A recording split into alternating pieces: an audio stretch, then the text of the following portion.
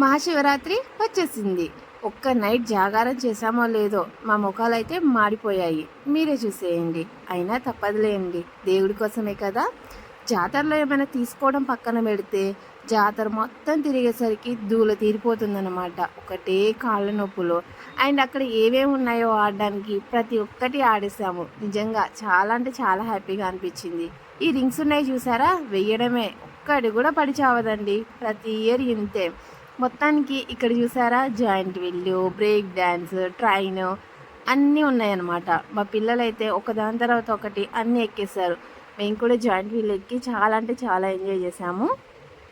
And మీరు శివరాత్రికి వెళ్ళారా లేదా అనేది కామెంట్ చేయండి. వీడియో నచ్చితే తప్పకుండా లైక్ చేయండి.